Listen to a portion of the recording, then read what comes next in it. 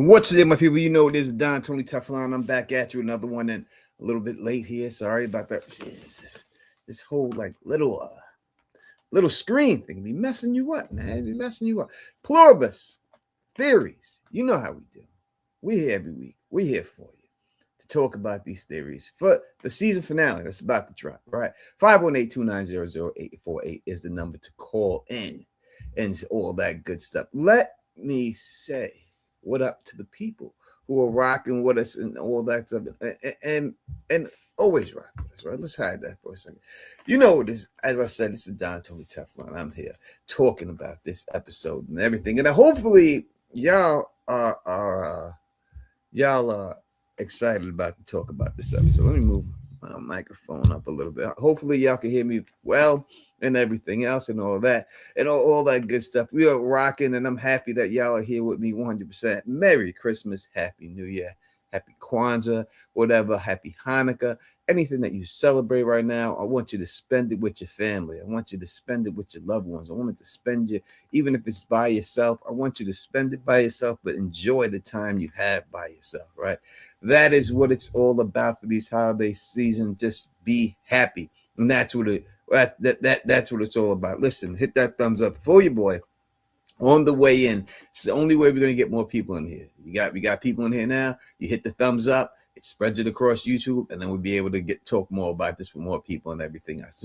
So the people we got here right now, let's say what up to some of them right now. We got Sonic, your boy, is up in the building rocking with us. John Haymaker is in the building rocking with us right now. Steph Snow is in the building right now. TNX is up in here chilling with us. RC is in the building rocking with all of us right now. We also have Pixie Vine TV in the building rocking with us. Brainy is up in here rocking with us. We got a bunch of people in here. Nonfiction is in here.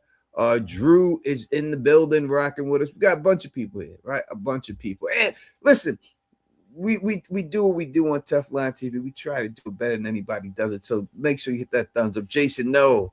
What up to you? Sunny Skies, what up to you? We try to do it better than everybody. Try to keep you entertained. I ain't trying to make you fall asleep here watching stuff. We're trying to keep you entertained about this whole situation. Phil, I'm sure will be. Phil's avoiding the dime. Right.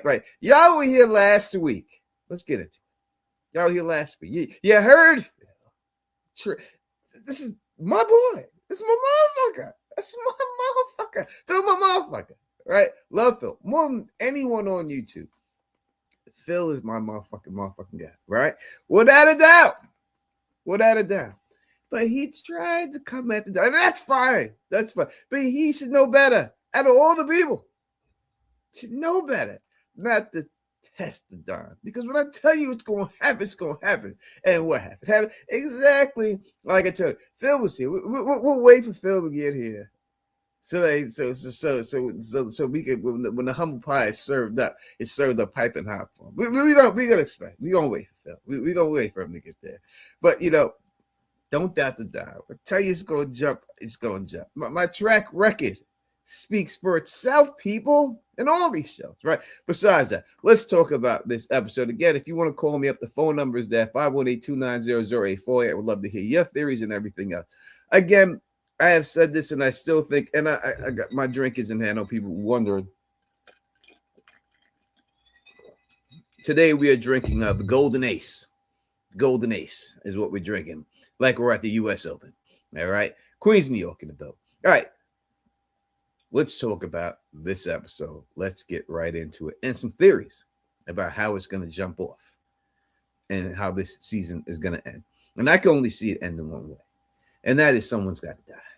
Right? So someone's going to die in this situation. We have seen, not a lot of action in this show. It's not an action-driven show. But we haven't seen any action. What, the wolf scene, maybe? That's about it, right? Haven't really seen anything.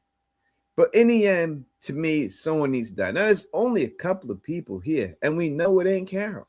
So that leads to Carol's girl or Manny.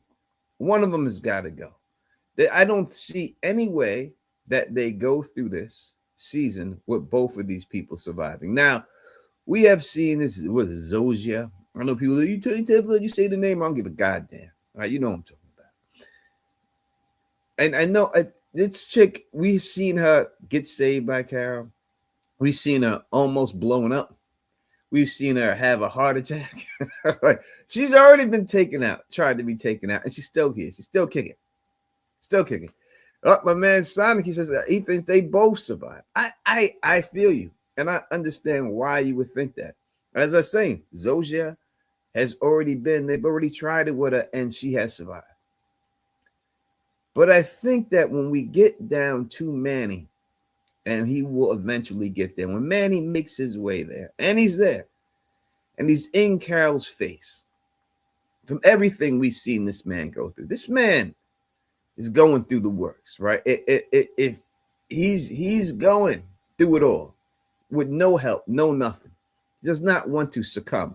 And basically, Carol has become just like everybody else we have seen in this show. Although she wanted to doubt that's the way she wanted to become, although she felt like she was better and she didn't have to go that route. In the end, where we're at right now, Carol is there. She's laid up, cuddling, sleeping with this chick. And to me, when we look at this, this is her primary dilemma. Her dilemma is, will she let this girl go? If not, if she does not let this girl go, then what will she be? Like, if she frees her, will this woman still want to be with her? She has found a happiness in this world, all right? Enough happiness where she can just kick back and just do her thing. She has found someone she could talk to. She has found someone she could play games with. She has found someone she can make love to, lay up, wake up in the morning to. Right? Her ideal woman when it all comes down to it. Her ideal woman to the point where this is the person that she wanted her main character to look like, because this is her ideal. Her Fabio. Her, I cannot believe it's not butter. This is her ideal person. And she has that ideal person. But in the end, we don't know if this woman is a lesbian or bisexual. We don't know if that was part of her life. We do know that she's scarred up. She's scarred up. We see her scarred up. Her back is busted, right? Busted, back busted up. Something wrong. Something happened there. Tell exactly what happened, but something happened. The life she's had, very hard, her life she's had. You can see it from what she came to. That immediately, the first thing the Hive said to her after she flew the plane and landed was like, you have to wash your ass. That was the first thing the Hive had to do. I didn't see other people up in there getting washed up like that. But they was like, listen, you got to wash your ass, sweetie. You're sexy, but you're dirty. All right? We like the sexiness. We don't like the dirty. You got to wash this stuff. All right? Scrub it up. And she did. I enjoyed seeing it. Not a problem. But would she really?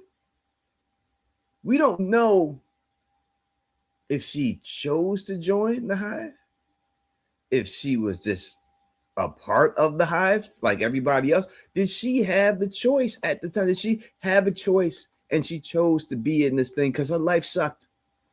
Her life was so bad and she said, fuck it, I'd rather just do this. This is much better. We don't know if that's the case. We have no idea if that's what happened here. And it's quite possible that it did happen that way, right? We don't know. It could have went down like that. May have went down like that. But even so, we are not sure if she is a lesbian or if she's going to like Carol, or why would she like Carol? Why would she want to be with someone who basically has forced her to be with her? She can get here and she can act like she's into everything that she's into because that's what she's programmed to do. But we don't know if that's exactly the way she would be or that's what she really wants to do. You know, we seen her look back at Carol when she was going to get on to the Air Force One, right? When she was about to do that shit, she looked back. And I know people want to say maybe it's possible she had a flicker, a moment of her own, like she had her own like thoughts. But that was all game. It's been a game from the beginning. They knew the look back will catch Carol and make her go out there and stop a plane because they put the perfect person in front of her. Again, you can, we all have had, and we have all said, and women, y'all have said it too. Men, I know y'all said it because I have. We could just take this ass and put it on this chick. Put these titties on this one here. Take this face and put it over there. Have the perfect girl. She'd be great if she act like this one. She'd be great. That's what they have done for her. That is what they have done for Carol. They have given her the perfect mate, the perfect person. They know what she likes. They know what type she's attracted to, and they wrapped it all up in a bow, and they put it right in front of her. And all this talk that she was trying to get this place, and she was trying to save the world, and this shit ain't right, and blah, blah, blah. In the end, when we look at it, did she want to break out Zosha from whatever she was going through? Yes, but she didn't want to do it for the right reasons. She wanted to do it to see if this chick would fall in love with her and she could be with her. But when she realized that she couldn't break her out, she was like, fuck it, as long as she's with me, she's with me. I'll take her any way I can get her. And that is exactly what happened with her in the whole situation with her. And that is why, in the end, if she does free this woman, in the end, she is going to have to accept that this woman's not going to like it. There's no way that they free this woman and all of a sudden the woman falls in love with Carol. You can't fall in love with Carol. The lady she was with, God bless her. This chick, she's good looking. I'm not saying she ain't good looking. She does got a cute little ass on her. All right, Carol. No doubt about it. But I'm saying the attitude. There's only so much attitude you can deal with in life. So much misery you could deal with in life. Like her, she's just too miserable to be around me. If you had everything she had going for her, adoring fans and everything else and all this stuff, and she was still miserable. She looks back. That's why when she looks back at all these memories that she has, and she looks back at everything, she's just like, oh, this was special. Oh, this was special. But I bet you in the moment when she actually did those things, she didn't think they were that special. She just thought it was another day. But looking back, and I think that's what happens to a lot of people. Like there's a lot of times I look back on life on things that were mundane. But now when I look back at them, I say, this is some of the best times of my life. Right? And I don't think you could ever know that until you actually been through it. I mean, there are some times when it's so obvious, like you're there and you're like, wow, this is one of the best days of my life. This is amazing. Right? There's days like that. But the mundane, the eating and things like that. We do have a question here. Again, if you have a question, you can call in. Speak to me directly. 518-290-0848 is there. This is from Sunshine. It says, are the babies born now already connected to the hive? This is a very good question. Now, number one, when we deal with babies, we don't see no babies being born, right? If this is in the DNA of them, right? If this is in DNA, and this is in the DNA right off the bat, you would have to think that they adapt with this, that this is a part of them now. This is a part of our genetic makeup, that this is what they get born into if children get born. Are you there, Phil? Oh, yeah. And we did get one mention of that in this last episode of, she said something like in the last minute, X amount of people died and X amount of babies are born. So we do know the babies are being born. Before we go any further, Tony, I wasn't hiding. I straight up came out in the very, like almost the first second of my episode. And I said it. And let me do the official announcement here. Shut the fuck up, Pam. Yeah, I'll shut the fuck up. You know, I was wrong. I did not necessarily, just to do the slight precursor, I didn't think it was never going to happen. I just didn't think it was happening so soon, but you were absolutely right. You had more of a right on the pace. I almost messaged you midweek when I heard the title of the final episode of the season to be like I crafted it. I was like, oh, fuck, I screwed up. I'm not feeling good about my pick right now, Tony. But I'm glad. And I also posted on the Talking Pluribus page that I'm glad I didn't bet Tony a chip but he is right. What he said before, I am wrong to doubt Tony in that situation. I'm 100% wrong. I am eating all the Katie Crow I can. Sorry, Joe. I'm licking it all up. And I was 1,000% wrong. And once again, I should Shut the fuck up, Pam. I should shut the fuck up, Phil. There we go.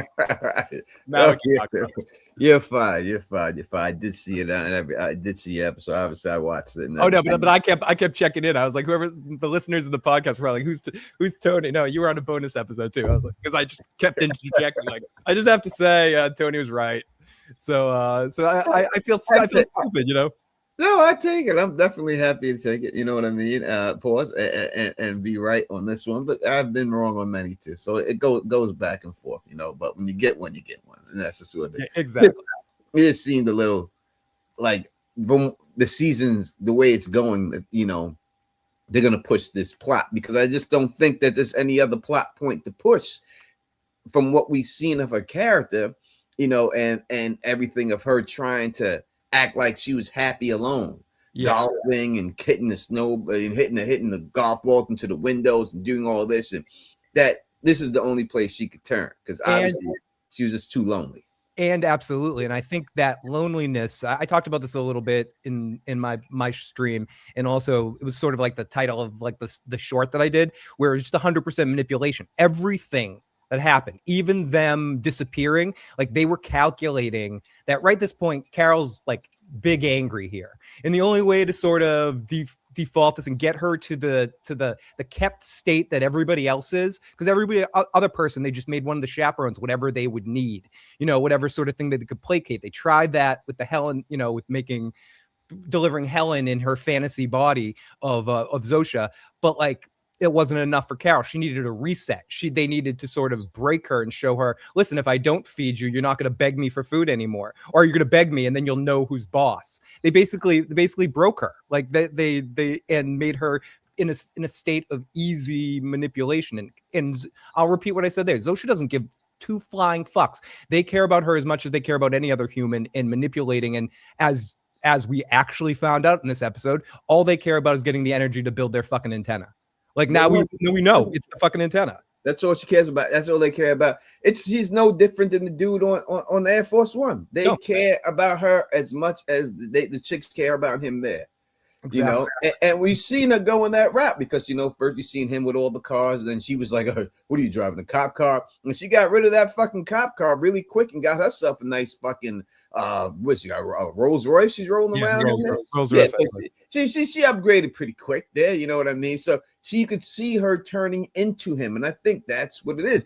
It's just they're showing her version was a little bit slower than his. He was willing to accept it much faster, but eventually they got them to the same exact spot. And that's where Manny comes in. Is he going to be able to break her out of this situation? What do you think? Do you think that Manny is going to be able to get her back on track? I have a lot to say about this because I do think you're correct in a way that the fate of one of them is going to end up in jeopardy. A couple, like there's so much I want to talk about this. I'm glad we're doing this before the show, just so because there's a few predictions or thoughts. So with Manny, slight spoilers, not real spoilers. They released an image that showed them together in the same spot, and he didn't look too upset. Could Carol possibly lie about this? Like not tell him she's part of the hive and pretend that they're an actual real couple? She's saying I all the time. Zosha, she convinced Zosha to start saying I. Is he might not think she's part of the hive at first and then have an aha kind of moment with it, and then that's when the big tension kicks in. Mm-hmm. Also, you were talking about this in your video. Great video. If you haven't checked out Tony's video, pause on this and go watch the video and come back. Great breakdown, great theories in it. But ultimately, one question I asked is with the radio waves in the targeting them, and Carol sending out those waves. I've been asking this question since the beginning. Is Carol the only one that has that power, or could Manny do that too when he gets angry? Perhaps the season ends on him finding out what Zosha is, freaking out and getting into a fight with Carol back and forth, and then Zosha like dies in front of her by Manny's action, similar to what Carol did to someone earlier in the season. And then the season ends with Carol turning to try to join the Hive because she's like, I need to get back to that Helen energy again because it lives in there. But like almost the murder is not necessarily him doing it to rescue, or because I could see that happening too, Tony, what you were saying in the video, spoiler for Tony's video, like that he's trying to save her essentially and sees it as a big problem that, you know, that not being true to yourself, and like you're saving humanity by stopping Zosha and taking Carol out of it, because she's an equal force to try to fight for the cure.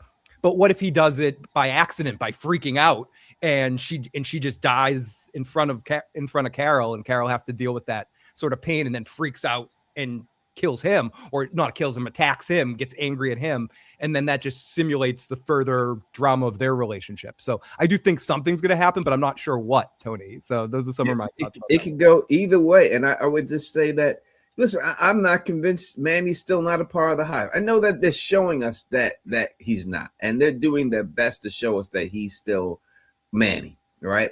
That's what they would do if they were going to do a reveal like that, right?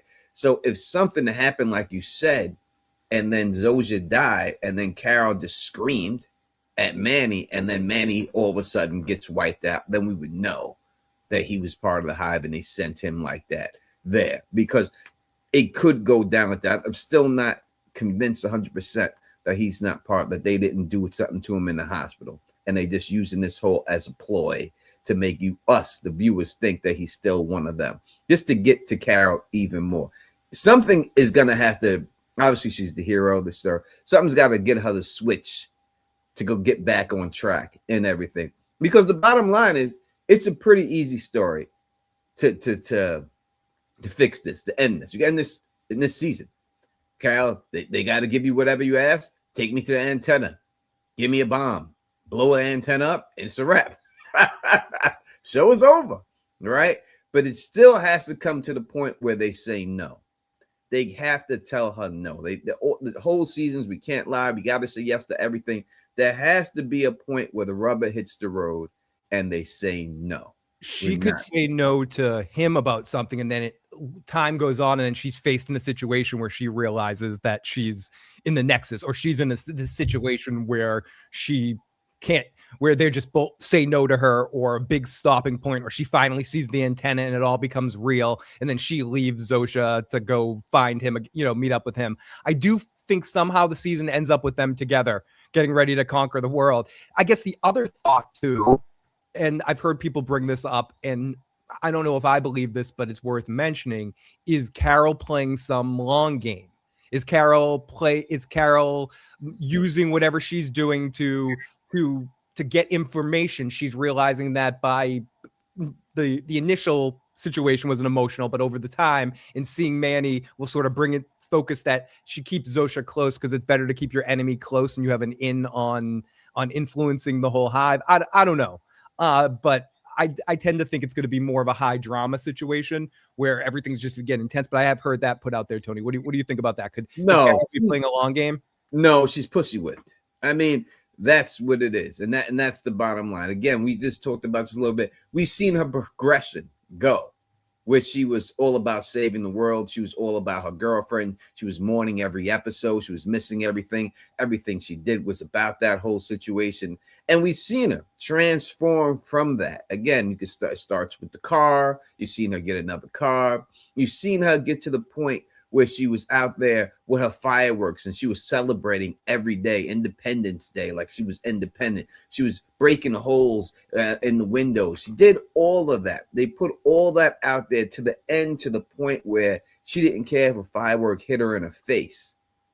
So they went through that whole situation with her to get to where she's at right now, which she is broken. And for them to say, ha ha ha, I was playing this the whole time, would be poor storytelling that I could not see them doing. We do have a first call. This is from 330. Call from Eric. To accept, press 1. What's going on? You're rocking with the Don Tony Teflon and Phil the Issues guy. What's going on, Tony? What's up, Phil? It's Rebel Eric. Hey. What up, E? What's going on? Hey, man, you had a good point, bro. And you always say keep it simple, right? Mm-hmm. It's simple for them to, like you said, she P-whipped, right? Mm-hmm. So she's not gonna, when Manu comes, he's gonna be tripping. Mm-hmm. Or maybe they might start off like Phil said, they might be cool. She might lie. That was a good point. She might try to lie and say she ain't, but he gonna find out. He gonna flip out. He might want to try to kill her. She ain't gonna let that go, which is very simple because she in love with the person. But like you said, it's stacked on so many levels because you not really in love with Zosa. You in love with this high Zosa. She not even, like you said, she could be married. Mm-hmm. She might not even be gay or any of that. So Carol got to think about that because, this could drag on for seasons because at some point Carol gonna have to let her go. I agree. Listen, it in the end, if I had to pick one of them that's gonna die, I would say it's gonna be Manny. That Carol kills Manny. I think if I had to pick one and put my money on it, my money would be on that Carol kills Manny. I would think but what does that even mean? Like, do you even, like, it's so many layers. Like, you put so many layers on it as far as, like, with thinking about how this could go. Because even if she kills Manny, how would the Hive feel about that? Oh, I don't know how the Hive would feel about it. He would join. Well, he wouldn't. Would he join? Would he join the Hive? Right? No, they gonna drink her. They gonna drink him.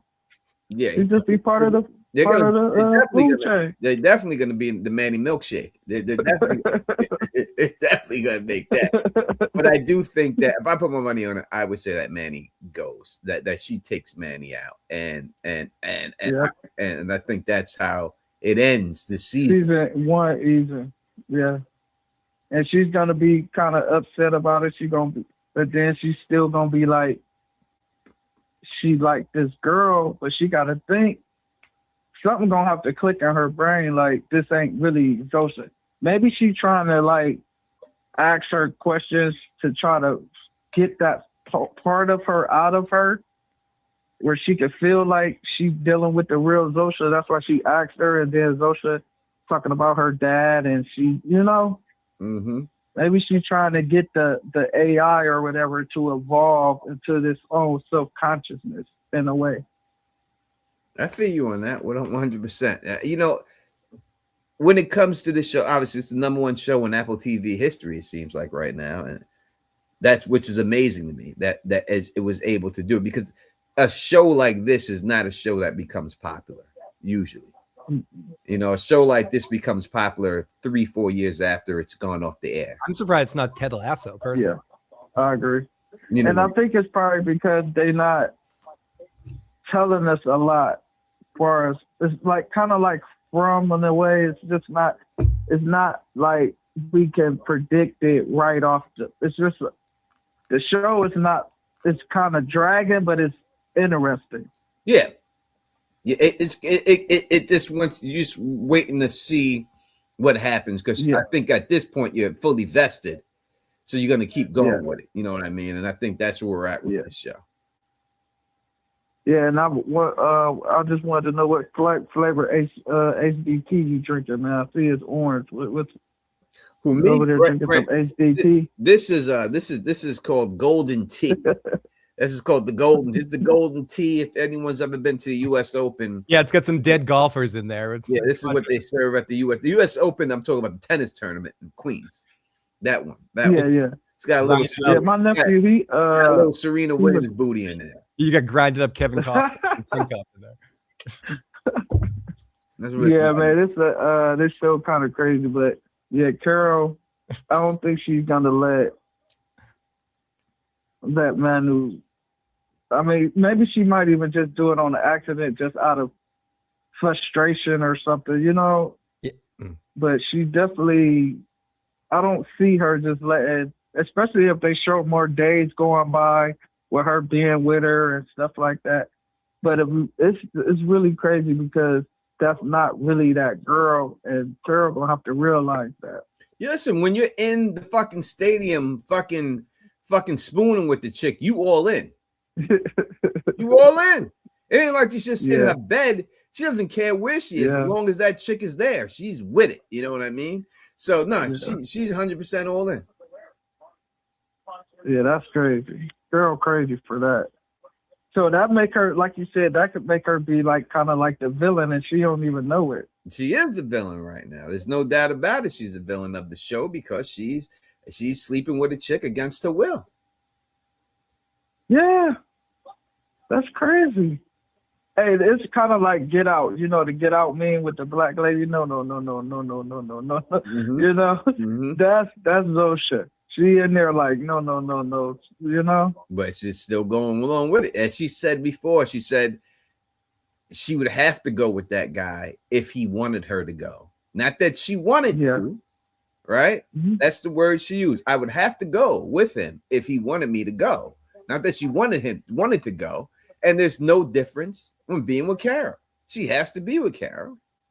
Doesn't mean she wants to. And then Manu might even come bring some type of challenge to her, as far as like how that's not even her, and you sleeping with her. How you think that the person feel for real? He gonna probably start asking her questions like that, you know? I mean, I'm gonna get to Raven's question in a second when we get off the phone with my man right here, real quick. We're gonna get to this question after. Yeah, that's kind of what I was hinting at a little bit. That stuff. But yeah, I'm gonna let you get to the show. I see you, Phil, man, and when you sit back there, I'm in the chat. I appreciate you. Thanks.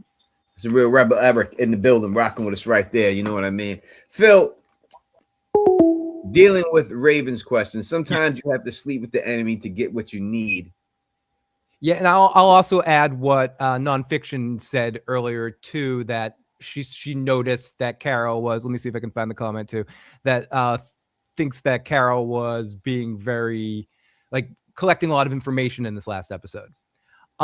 So I do think, honestly, and you hinted at this a little bit, I think they've set it up in a position where a lot of different things could possibly happen, and I wouldn't be surprised. So if they turn it the right way, Tony, I could see her taking this as an opportunity. She was being a little cloak and dagger with the murder boards and making sure she was, or the whiteboards. I just call them murder boards. Like we're gonna write down the stuff, and she's like keeping track of her mission too. And if this guy sort of engages with her, she may decide to do that, and then faced with an emotional situation later because she's already built up an emotional connection to Zosha. I don't think that's likely, but it is possible. But speaking to what you and Rebel Eric were saying, I think what he was saying fits right perfect into what I think is going to happen. I think that he is going to kill Zosha or look like Zosha's dead by accident. Like he's gonna use his anger, and for the first time we're gonna see him affecting somebody, infecting the hive, and getting that hive to be all. And through their fight, like Zosha's gonna fall down, and then Carol, in her anger, I know you think that the radio waves might do, but I think in her anger she's gonna attack him, and the season might end with her like attacking him for like Orange is the New Black when she yes like Piper going on Punxsutawney, Tucky. I'm not one to pronounce names, but like Tucky or something like that. Punxsutawney, something like that, whatever. Like we know, as you say, you know who I'm fucking talking about. That's right, David. But yeah, like so, like a moment like that where it ends with her in rage going at him, and we don't see what the fate of the situation is. But I do think there is going to be one of them doesn't walk out alive. Yeah, definitely one of them's dying. I'm gonna go with Manny dying. I'm gonna put my money on Manny. I'm gonna go with Zosha just for fun. All right, this is why I think it's gonna happen to Manny. I think Manny comes in there. I think what you said is a good chance that maybe she tries to con him. Whatever she does, she tries to do something about it. And at some point, Manny finds out the deal, right, about it. Now, listen, Manny's not gonna. She's gonna see Carol eating. He's gonna see Carol drinking. I think she's gonna try to get him to do these things, and he's gonna say no. He's gonna be like, "No, what are you talking about? I'm not doing these things. What are you talking? He ain't gonna be a part of that life. I'm all this." And I think the shift and how we get the shift is that somehow whether Manny's trying to kill Zosha and Carol attacks him and kills Manny, but somehow Carol kills Manny. And this is what flips her back. Very, very, very, like very she possible. kills this guy, then she realizes, like, holy shit, this guy really wanted to help save the world, and I killed him for a fucking meat puppet I'm fucking. And I think that is when it switches for her, and that gets her back on track. But I think Manny's death is that sacrifice. The other thing that could possibly bring Carol back, and it's not something that it's easy to forget that that these things are happening, but it could absolutely be something that happens that could drive Carol away from them. If she gets this information and the Hive is going to give her this information, or maybe Air Force One guy, I always call him DiBiase because in the $1 Million Man, Ted DiBiase, or whatever his name is, might tell her when it happens. If somebody tries to, one of the other 13 tries to convert to the Hive, do the operation, and they die doing it, so finding that information out, like, oh my God, they murdered somebody, might drive Carol to be like, Zosha's not Zosha. That this is all, they're eating people, and now they're trying to convert us and murdering us and putting us into food too. It might all come together for her, and she might get the ick in a big sort of way, and then go with Manny and sort of get planning and plotting to do something through Zosha in the end. So that's the other thing, Tony. The only other thing I could think that could get her back, if people try to go to join the Hive and die doing it, that the knowledge of that, and an Air Force One guy contacting her like, oh my God, like, these things are, kind of being more in on it too, and kind of like taking her up on her offer before, could bring her back in it too, I think. But the Air Force One dude, it said Cambua, whatever one, Cam, we'll just call him Cam, it's easier for me. He's like, we're trying to find ways to save him. Exactly. And if we're trying to figure out how we can save these people, right? Here, he's all in with them. And he's not, I don't see him flipping on them at all. You know what I mean? I think he's just rocking with them. He's willing to rock with them. Imagine if like that little girl dies, like trying to get converted, or somebody else doesn't. He might have an emotional moment where he's like, oh my God, and he turns, and then through him, like, calls Carol like, oh my God, like they're freaking murdering people. And now on a bigger level, playing James Bond, right? Like, but he might have a heart. All I'm saying is the Grinch might have a heart. He's playing James Bond. Like, he could be playing next on Freddy Krueger. Or she could find out about it in a different way. She could find out about somehow they find out through Zosha. Yes, we did try to convert somebody, but that they died. The child died, and blah blah blah. And she's like, wait, the child died?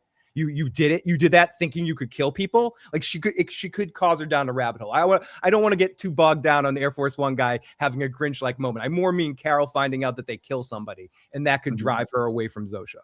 It could, but I think, to me, I think it's her own actions that has to do it, right? She has to realize what she's doing is wrong.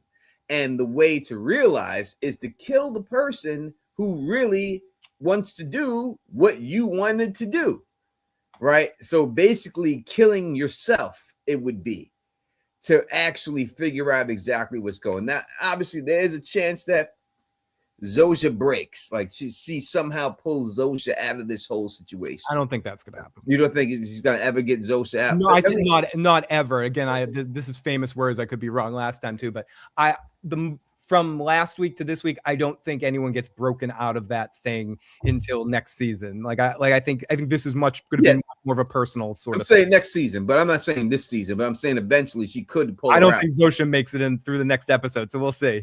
Yeah. I mean, it's a good chance she doesn't. It's a good chance one of them's going to die, or both. Chance. They both could. The episode could end, Tony, with apparently both of them dead, and we don't know the fate of either. And Carol standing there alone, and then running to the house. Running to the Hive, being like, join me. I want to join. Get me the fuck out. Like, I don't want to be alone. And then it's all over, right? No, what if it doesn't work? What if they do the operation and it doesn't work on her? Yeah, I never thought about that. They tried to do the operation, it doesn't work on her. That would even be more. That would make it even worse for her. And she's like, I fucking did the thing and I can't even join the fucking Hive. I just don't know why is she so important to join? Like, they have everybody else. What do you need? Your manpower is devoted to just building this antenna. I think that's just a biological imperative that they have, that it's like a Pokemon thing. They just have to catch them all. I think they have this. This is just my personal opinion. I could be wrong. I think all 13 have the same importance level to them, and it's all about like converting all of them because they have to get all the baseball cards. They have to collect all their garbage pail kids, Tony. They don't want to miss out on Atom Bomb. They got to get this one and this one and this one, and they don't get why the thing. One thing that just popped in my head, and I want to say it before it goes by, because a commenter on the podcast or the video said this. All this talk about Kepler-2, and if that's the home world where the signal came from, it might also just be the last antenna location. It might not actually be the initial thing. That's not something I thought about, but someone said that, and I think that was smart. Like, it might just be that was the last place that they conquered, or that the thing conquered. And they've been here, last place Kepler-2, and then that would beam from Kepler-2 to somewhere else, and blah blah blah. That's exactly like the spot. Doesn't mean that they actually are derived, that they come from Kepler-2. They've been doing this from what they said. This is not the first planet they've done this to. Yeah, this isn't the first rodeo. You know, they've been through this before, but they've never been defeated because they've never dealt with a fucking Kara. And we don't know what other species that they have dealt with in these other planets. You know, all these planets have humanoids or what they look like or anything else like that. So we don't know how their mental acuity is. They could be going to planets that haven't evolved yet, and there's nothing but Neanderthals there, right? So we have no idea how it's gone down with them and everything else and all that good stuff. What up, J-Man? What's going on? My man Sleek is in the building and everything else. And we got Point. What does this say? Pontos? Fat Tom Press. I think. Yeah, he says Phil's only looking forward to the Night of the Seven Realms. Yeah, we look forward to it.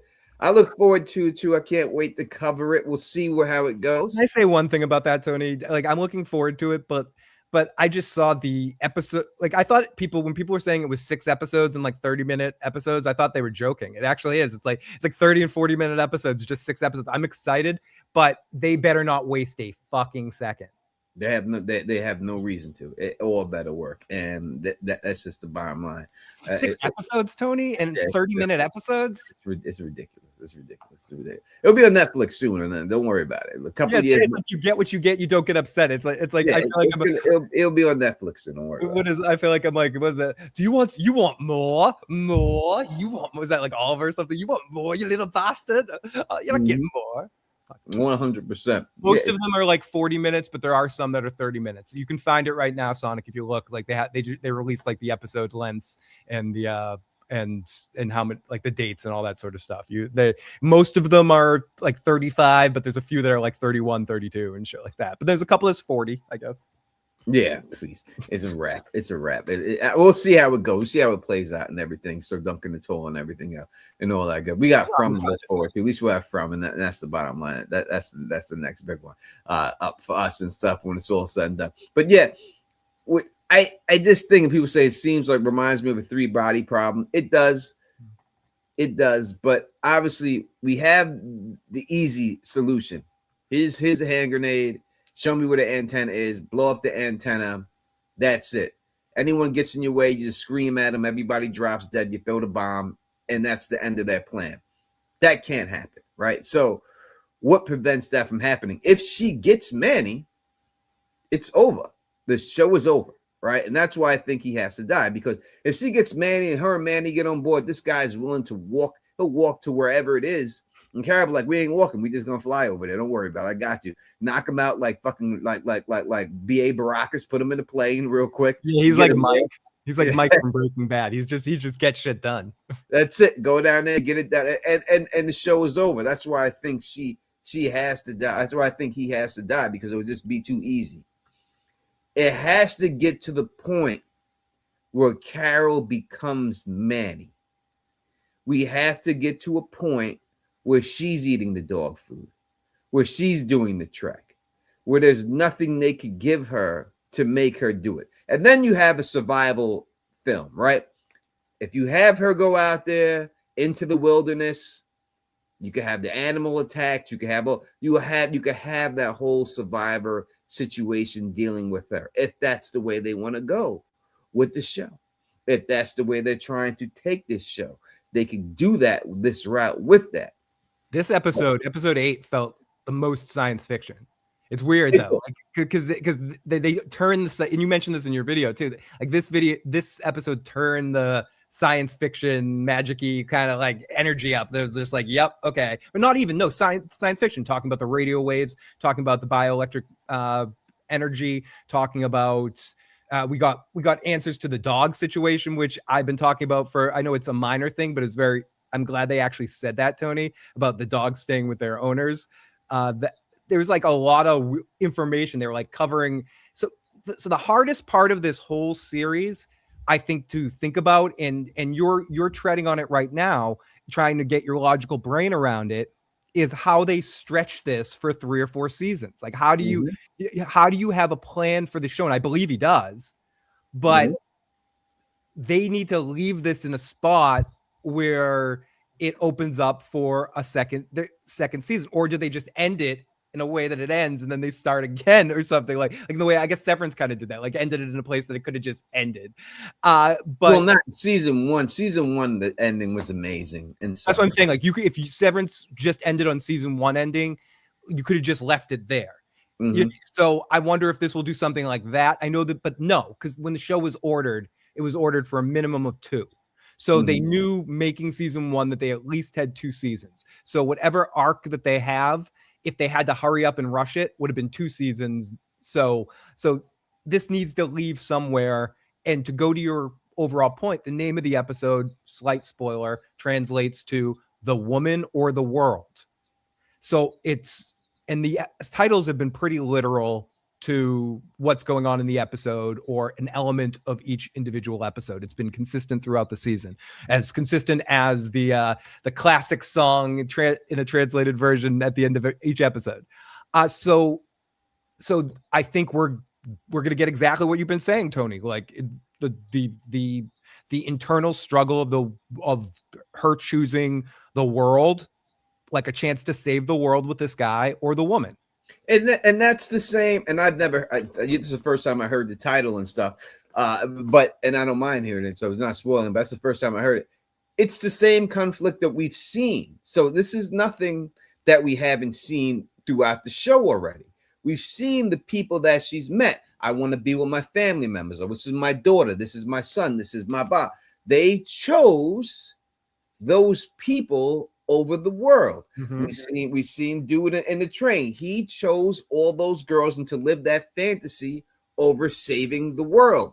And now it's the exact same thing that she has to grapple with, because she was first trying to get them out of it, but then became one of them. So now she has to grapple with this whole situation. And I think in the end, now it's saying that the woman of the world, you may be right. She may have to kill her, but I still think that is a good chance that this dude Manny dies, and that's what snaps her back to the world and choose the world over the woman. What if we got into a situation, Tony, where it's too cliche, but so I'm going to set it up in a very cliche way, but I mean this more as a metaphoric way of this happening, that both of them are hanging down on a cliff holding, and she has a choice to save one of them. Like, both of them are going to die. Like, they get into a struggle. Like, they're out in the desert or on a mountain somewhere, and they get into a struggle. Like, he's like, no, whatever. Not that he attack her, but whatever. Something, they fall out, and she has to choose. Do I save an actual human being, or do I save an avatar of the thing that ultimately they could just take the same avatar, take the same memories, and put it in another avatar for me later? But I don't see how that could happen realistically. Like, how we could get into a situation where she had to choose to save one of the two of them. Like, I think it can, but if Manny attacks her, Zosia, then she will be in the position where she's going to save Zosia's life or she's going to save Manny's life. And I think that she'll choose to save Zosia and then realize she did the wrong thing, and that's what would break her bond. I also feel like it needs to be said that everything that we've seen of Manny so far, and I think you've hinted at this a little bit too, show that he's not in any way, shape, or form somebody that would probably easily take a life. Even when he had the doctor person with the scalpel thing, he made sure not to hurt them. He didn't just take it and go, fuck you, and walk over. Like, he'll scream, he'll call his mother names and stuff like that, but he hasn't shown any violence towards these things as so and he seems to be a man But- that cares about, leaving money here and leaving money there. So rushing to, that's why I say that he might do it involuntarily, Tony. Like he might be angry and scream, and that anger might cause Zosha to die, not actively trying to kill him. I hear you. And this is the reason why I think that it's set up for Manny to die. This is what it is to me. I think that everything we have seen for Manny is survival. He's overcoming every obstacle Like what this dude says. that he's come through. Every obstacle he's overcome. Forest, no gas, sleeping outside, eating dog food, putting cardboard on He his survived window. the fire swamp, man. Like Everything he has survived. And That's they true. have set it up now to me that he has survived everything to get to Carol, only to die at the hands of Carol. And because he wanted to really save the world. And I think that is what they have set up. That this man did this full trek all the way over there. Everything is going this way and everything else. And the person he really wants to meet is the one to kill him and take him out. But his purity from that is going to transfer over to her and give her redefinition to go out there and get things done. I can't see this going over 3 seasons. I don't even know how to make it to 3. I don't see this show going over 3 seasons. I just don't think there's enough there with this show, as is currently stated, for it to go over 3 seasons. It would be hard for me to get it past 2. It'll be very interesting to see where this takes it. Manny is such. I think what this really comes down to is speaking of future seasons. This last episode is setting up who ultimately becomes our second lead character. Like whoever survives this episode is our second lead. Is Manny ultimately, and again, these series are nothing alike. I only mean it in the split focus elements or the elements of the characters. Is he the Mike to Jimmy, to a Kim, to Carol's Jimmy? Is he going to be the Jesse to Carol's Walt, or is Zosha and her storyline here to stay? I guess the other side of it, I could see it go either way, and just for fun's sake, I'm going to take the other side of it. I guess is I don't see what else they could do with Zosha. There's so much more room to play if they keep Manny alive. I know what you're saying. Like all that can happen is the end, but the journey of those two saving the world there's more stuff to mine from than anything else you can do with Zosha. You've already done Zosha's whole story now in this past episode. That's why I thought they were going to wait, because you've already done it. It needs to end in this episode. What else are you going to do? Like from this point on, if she does kill him, like to your point, where do they go from there with her and Zosha's relationship? Like does that wakes her up, I think it's the denying her. So if Zosha dies and Zosha dies and then you never get Carol actually coming back and rejecting that life. Mm-hmm. You know what I mean? If Manny dies and then Zosha is still there, then you have the chance for Carol to say, no, I don't want you. Get the fuck away from me. And maybe scream and then kill Zosha or something like that happens because she gets back on the right track. But I think you need that for Carol to overcome it, because if Zosha dies at the hands of Manny, then she gets mad at Manny because of it. Then she truly never got over Zosha.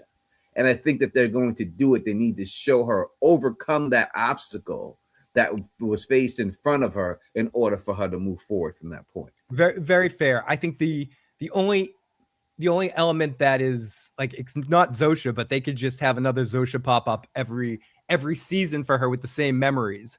If it just as a different actress, it's like another Agent Smith popping up in the Matrix. And so honestly, I could see it go either way. You make a great case. I don't see anything. There's no lies of what you said, but I also could see them go in the other direction and feel like this is the end of her storyline and process that scream in the moment in this episode.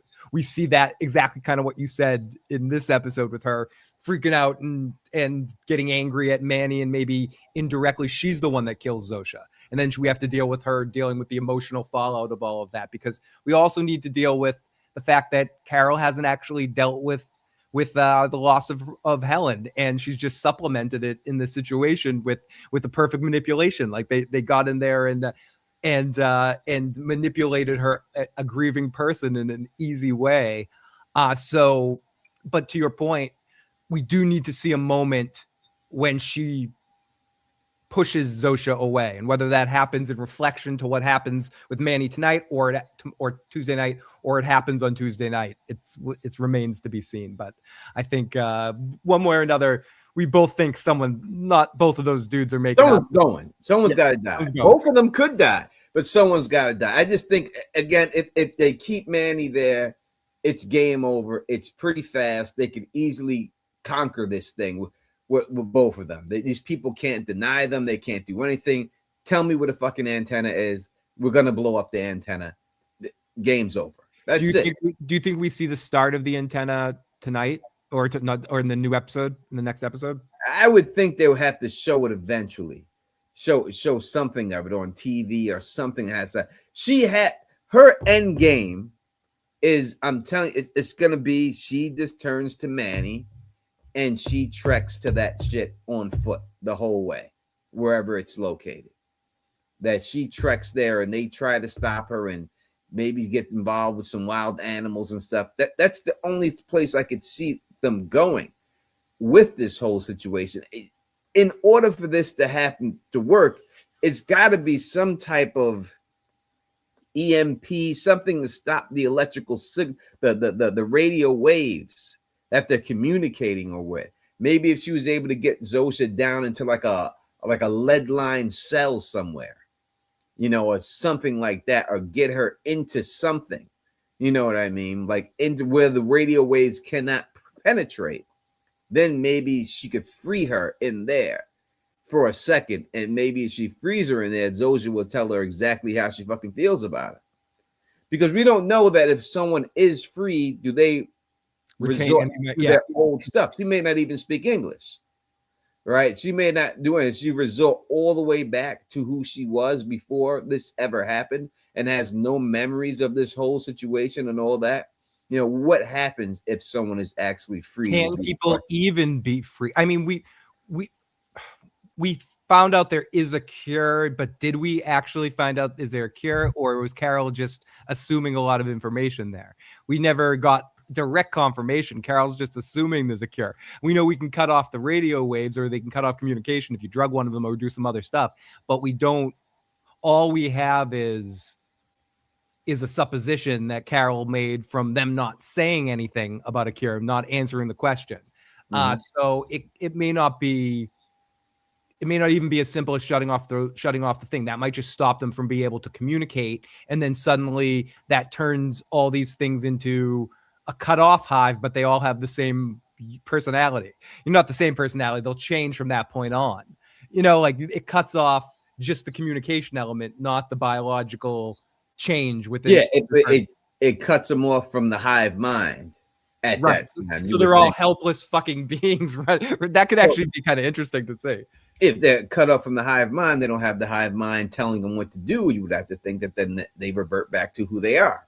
Or what, but not have memories. They'd more have the base memory from the hive mind point, like the last memory that when they were connected to it.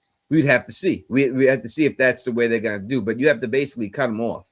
You have to get her out of there. You have to get them out of that situation of communication, constant communication with the hive mind. That's the first step. So she has to figure out exactly how to do that. Now, if you could do some type of EMP blast or something like that, because they're saying that this is coming from the electromagnetic field of the people and stuff, you have to be able to cut that off. So if you got maybe this antenna in the end, they learn the cure, and instead of sending out how it ends the virus, they send out the cure. You've said something a couple of times that have triggered a thought, because we talked about this before. More than anything now, hearing the radio waves and some of the stuff makes me believe that there's bunkers somewhere in mountains in Colorado where there's some fucking people that aren't tapped into this. They've been hiding in the moment they sniffed something on the CB radio that some alien shit was going on. They went to go hide in the mountains, Tony, and they weren't available for the aerosol. They were drinking the water that they had prepared in those little, like for 10 years worth of water. You know, the survivalists, they exist. They're real. There's gonna be some other people alive out there in the New Mexico desert, Tony, right? I would think there is, and there would have to be. Like, there have to be someone in some type of bomb shelter, some type of bunker, living off their rations, drinking their water. And because it's underground, most of these bunkers, they probably been 60 are not days. affected by the waves. Yeah, it's only been 60 days, Tony, from what we saw in what was 60, the most recent one that we saw with Carol. So say it again. It's only been 60 days. Yeah, it hasn't been long. And they're going on the records of the people that they're able to get, but they wouldn't know all of the bunker people or how to address the bunker people. They could probably be out there waving, trying to get them to come out. But the people may be those preppers ain't playing. Anyone want to kiss? Anyone want to kiss? Yeah, they may just be up in there. Fancy says, "Do you have a theory on what it thinks the whole thing could be?" I don't understand. What is he saying here, Phil? On what it thinks? What the whole thing could be, maybe what their ultimate goal is, I think, is what he's asking, which would be it's definitely alien-ish. It came from outer space, so it's from alien-ish. So we know that it didn't come from this planet and get projected out. An ocean species. Yeah, we got a little information in this episode, Tony, like the ocean species alien possibly that came from underwater was the initial species. The last planet, or maybe the initial planet, was this Kepler-2 thing. And maybe that their buildings, the imperative was to build these towers on all these planets to create a net, like some sort of net that had the full control and using this virus to take over all life on every planet in the universe eventually, like a long-term infinity goal of that, of replicating and on each one, like you said, we were talking earlier, you build it, you send out the signal, and then the planet doesn't matter anymore. That then you just let the life die out. And they forgot to mention that in the whole thing about we're going to die out in 10 years. That's probably plenty of time to build the antenna. And they don't care if they die out in 10 years because that's not the point of their existence. Their existence is to send out that signal again. So once they do that, they can all mass jump into the Grand Canyon. They don't give a shit. Like at that point, it's just, you know what I mean? It's just. Yeah. So let's put it like this too. Like, they may not die, right? So if they get the antenna built and the antenna goes to another species, does all their consciousness get ported to the new hive mind? Is the hive mind strictly based on this planet, or once they connect the antenna, can they get transported to the other hive mind too? And then it has both species in there. So when the Borg takes over, because you're the Borg expert, it's not just the one species, it's every species they ever conquered, right? Yeah, the Borg thing is they are taking the best parts of the planet or the alien species that they're going after, and they take their things and make it their own. It's like the superhero that's like copying your power. I'll take your power. Oh, like Siler or Peter on Heroes. Like I'll take that's a good power. I'll take it. I'll add it onto here. The question I have, Tony, is the species that they're doing this to, this particular hive. Is the hive irrelevant to the main objective of what sent the signal out in the first place? Is the point of this all for the energy driven by the net that they form from all these towers? So they just sent this, the hive thing is just this easy way to control a population and has nothing to do with like the real enemy, not real enemy, but the foundational force of this is using it for the energy driven by the net. But the tower net, they don't give a shit about the high thing. That was more of like giving them giving the race a finger trap. So they get stuck in it and they can't, and they just work as an organized force to build the thing that they need. And then it's just like, we don't care. So it could just be a weapon, Tony, like the virus itself. It could easily be a weapon, or it could be the main people who are behind this, gathering the knowledge and passing it on. Absolutely. And every species that it is. I have the knowledge of these human beings here. I have the knowledge from this planet here. I have the knowledge of that. And then we are the ones gathering all the knowledge from them and then using that for our advantage in some type of way. It has to be more than just, they're not trying to spread happiness, they're not trying to do this. It has to be something benefiting someone somewhere. And I know Vince Gilligan said we may never see aliens. You know, he's not sure yet. He says in his interview, he's not sure how he's going to go with it. He said he may never see them, you know, but they're there. But he said we may never see them. So, but it has to be something that's going on there and everything else. What's this Peter Griffin saying right here? Didn't they say they got the bunker preppers submarine people first and later turned everyone? Is that what they were doing when they said in the first month? What I remember, I have to go back and watch.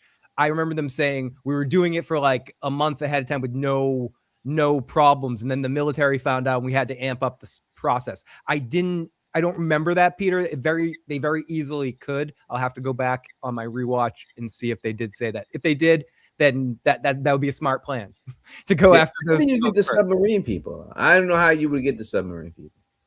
Like how do you get those people? How do you get them? You control some octopus? I mean, how do you get the people, the submariner people? What are you going to do? You can have them, their commanding officer say, come back to port, come back to this. They come back and then they start kissing everybody and stuff. You know what I mean? And that's what it is. Surely, yeah, they're sailors. You know, they get some. They pick up some shore leave situation. I guess you have to come to the surface eventually, but they would not. Every sub comes up every 60 days. You got to say. My brother was in a nuclear sub, and for like a year probably. He would stay down there. I think he said it was always at least no less than 9 months before they hit the surface. Not even docked, just came up to the surface. They stayed under the water for straight 9 months. Then maybe they came to the surface, then another 9. But that's the way it was when he was down in there. You know, there's no surfacing and no subs. You're down there. And he used to tell me all the time that the only thing he could do to pass the time was roller skate. And that was, they said all the girls that were down there and the guys, they would just roller skate. And that was their fun for 9 months, is having a roller skating night. I don't get claustrophobic, but I would get claustrophobic in that situation. Yeah, no, I'm not about that. I'm not about that life. And thank you so much. Just having fun. Saying I liked your most recent Pluribus video, Teflon. Thank you. I truly appreciate that. I appreciate it. I hope you thumbs up that video. Just like you thumbs up this video. That is the only way to spread this across the realm. Thumbs up. Again, I cover this show because I like the show and I enjoy the show. Not because I get views or I'm making money, because I'm not making shit on these videos at all. You know, nothing, zero, nada, you know what I mean? But I enjoy the show, so that's why I'm going to continue to cover the show.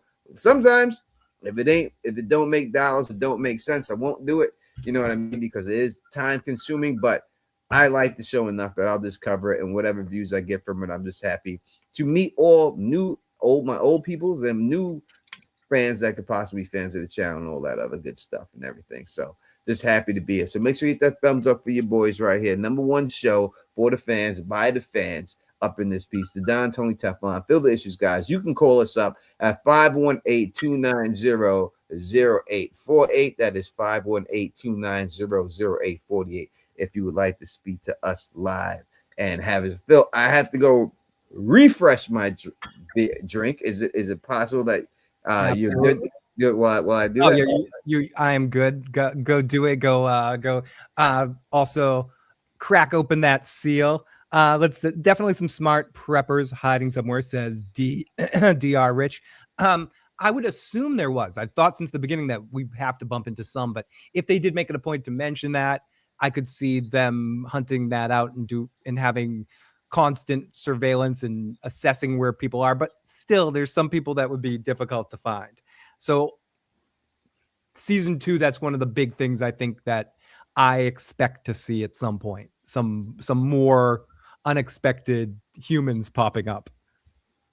Let's go in the live chat. Hey guys, another great show. Thank you for Tony for putting on. Thank you to Tony for having me. And it's wonderful to be able to come out here every week and talk about this show, whether on my streams or out here with Tony. So make sure you subscribe to Teflon TV and check out all of his theory videos for Pluribus, because he put out some really awesome ones this season. Manny is kind of like Rambo. They must have licked a ton of donuts and sent them to the subs. That's what they did. They beamed licked donuts deep inside the submarines. That is a real hunt for like like red delicious Octobers. I don't know. That's horrible. I'm sorry. It's bad. Hey, Black Candle. Great to see you. But they're licking donuts and sending it everywhere. The roller disco in a submarine makes me think of something that you'd see in Severance. Suddenly it's roller disco party event. Congratulations, you've achieved a great goal today. It's time for roller skating disco party night. I'm sure we'll talk about that at the end. Sonic, your boy. Here we go. DJ Better, it's great to see you in the live chat.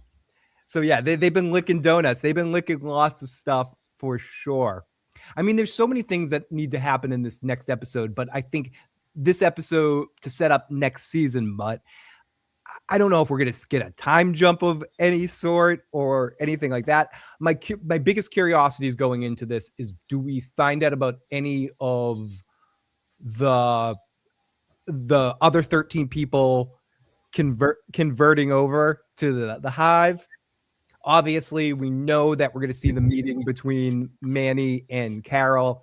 How Carol's going to handle that initially, I tend to think she's going to use some subterfuge, or she's going to play it off, because they're going to deal with the translation barrier at first. So he's not going to immediately assume that Zosha's anything but, or even worry about her. Like Zosha's going to make sure she's scarce, because at the beginning of at the end of the last episode, she pauses. You have a guest coming. Like Zosha's gonna peace out.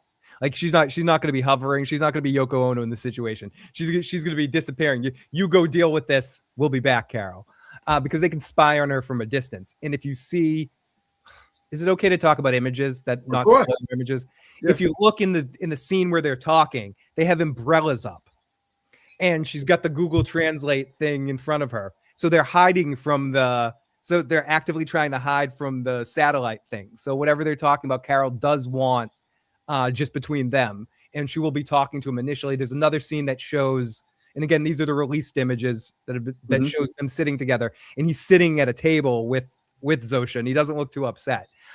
So it will be cool to see where this goes. So that would, I watch a lot of YouTube, and I watch the former CIA guy who's talking about his life in the CIA and everything else.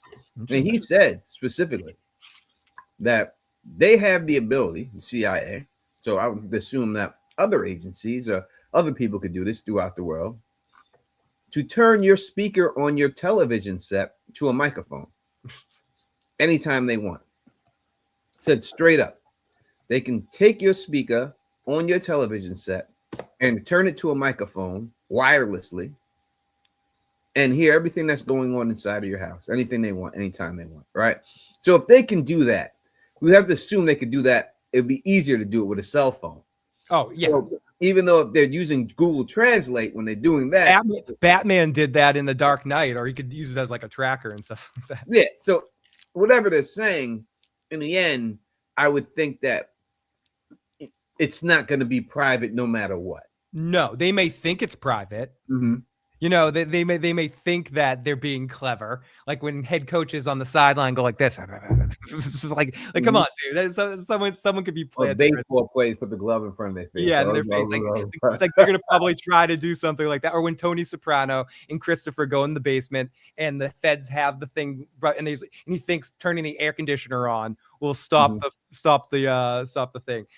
Rest in peace to a Wire actor, season 2 Wire actor who passed away in the last. Who? Ziggy. Oh, yeah, Ziggy passed away. Yeah, I believe I saw that as we were starting.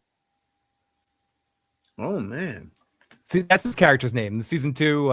You talking about Bubbles? No, season white 2. Guy. The white guy. The white guy. Yeah, the piece of shit from Porn Stash's younger brother in season 2. Yeah, the white guy who was there. Yeah, I think his character. He kind of looked like he reminded me of he always sounded like he had spit in his mouth when he talked. Yeah. Listen, Porn Stash. Should we go down? Yeah. He reminds me of like the actor that was in what was that movie? Damn it. The movie that the guy was just a pervert to make it. The pervert guy made it about, the one that Roman Polanski? No, not that pervert. Different pervert. It's so when you say pervert, it's yeah. Yeah, there's a lot. We're talking about Hollywood This here, Tony. guy was guaranteed a pervert because all he did was shoot these young girls' crotches. The same one with the Puerto Rican chick from got her start in that plays Osaka. Oh, Rosario Dawson. Yeah, her first movie, Kids. Oh, okay, that okay, that pervert. Yeah, that yeah, pervert. he looks like Telly's brother. Like that's who reminds me of. Like he was he was in that movie and stuff. And all that. But that guy is definitely a pervert, right? Yeah. No, fuck yeah. That's what I'm saying. There was two. I was gonna say Woody Allen too, and I was gonna keep going. This guy it was blatant though. This guy, he was just shooting their crotches in every other scene and stuff. That motherfucker, he was blatant about it. He didn't even try to hold back and shit. He was making like it was his personal fucking collection. That motherfucker, and all that good stuff. What's going on? The Wolf Spear in the building, rocking with a shot, and not everybody in the goddamn. Yeah, pervert is such a funny word. The word itself is just a funny word. Oh, you got that good stuff. Oh my God, it's yeah, but it was like Woody Allen. Did he? Who are we talking about here? You pervert. Pervert. But yeah, so rest in peace to him, 100%. You know what I mean? Rest in peace to that cat. Rest in peace to all these people. Rob Reiner. Yeah. Rest in peace to him. I mean, this guy. We'll do a little quick tangent. Just give us about 5 minutes to talk a little bit about Rob Reiner without y'all running away if you can.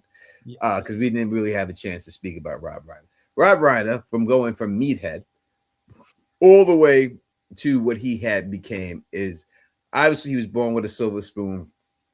Reject that notion that what he did and what he got was because of that, because his talent stuck out way beyond that. And if you look at all the movies the man created and everything else, and I always say when in order to be considered one of the greatest directors of all time, you have to be able to do every genre. And I don't think there's a genre. He did a black film. He's done that. And then Burning Mississippi, he did that. He's done every type of film that there is to do, and he's done it well enough that he could be within, I would say, easily top 10 of directors of all times, from what he put out and everything else, from all the genres. Because I look at, you got to be able to, like, Steven Spielberg's number one to me.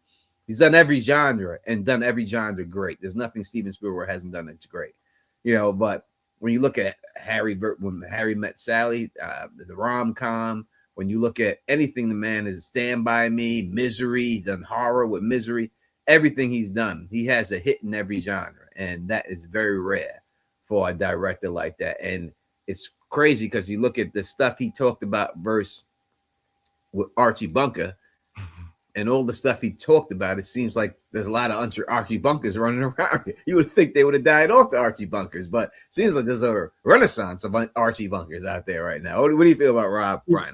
People think he's meathead in real life, and I think he embraced that to a certain extent. I agree, Tony, especially when you said everything you said. But a lot of people grow up in the Hollywood circles and stuff like that, and they don't make what Rob Reiner made of his career and really transitioned. And he kept acting too. He's great in Wolf of Wall Street and The Bear. Like he was still doing stuff. He'd pop up in a movie here and there. He was amazing in Spinal Tap 2. Did exactly what it should do. It didn't suck. It reminded me of Bill and Ted 3. Like, it wasn't, people don't talk about it because it was just good. It was good. But he created probably not even just arguably, I'd say inarguably, like a lot of people would put this movie as their favorite movie of all time, The Princess Bride. We could list all the stuff he did, but Spinal Tap and The Princess Bride alone, and When Harry Met Sally, might be the best improv, like Christopher Guest kind of like Best in Show, like all those type of movies. Like Spinal Tap is the best of them all.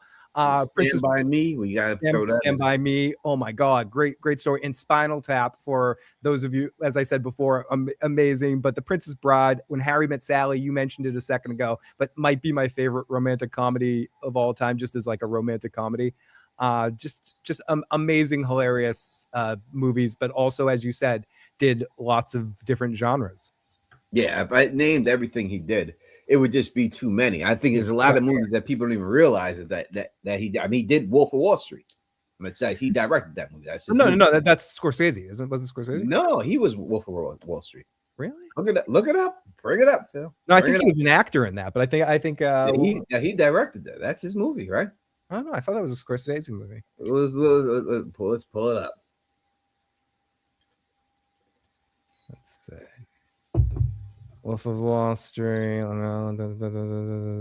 Yeah, directed by Martin Scorsese. He was an actor in that. He acted in that movie. What? I thought he did. No. But he was a big part of that movie.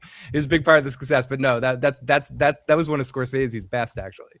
Like that's I had to pause because I was so wrong last time, so I didn't want to say it. But yeah, that's like one of my favorite. That's the last. I think that's the last really great Scorsese movie. I think Scorsese's done some good movies since then, but that's his last great one. All right, so he did Spinal Tap, The Princess Bride, then Stand By Me, Spinal Tap 2, Misery, A Few Good Men. Oh, I forgot he did A Few Good Men. Oh my god. When Harry Met Sally, Being Charlie, which is about the kid who actually killed him. And So It Goes, The Bucket List. The Bucket List was kind of funny. Was that with Morgan Freeman and and Jack Nicholson? Jack Nicholson. That's pretty funny. The American President, Ghost of Mississippi, The Story of Us, Shock and Awe, Rumor Has It. What was it?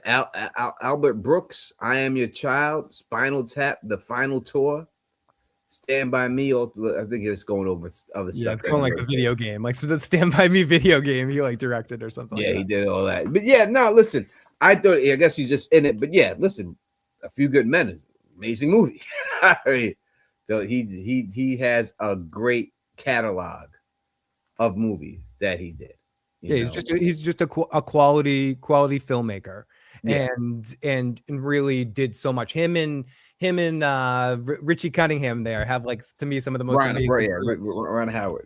Ron Howard, because Ron Howard similar, like made it young, became a director and then still pops up in acting once in a while, but yeah. So rest in peace to all these amazing performers. 100%. It's tragic. Rest in peace to his wife. Let's not overlook the fact that his wife did pass away, and I know sometimes that happens, but his wife did pass away, and just to pass away at the hands of it's just child you made is just it's unconceivable. All right, back to the fun stuff, and we're talking Pluribus, and no pun intended with the, even though Rob would find it funny, inconceivable.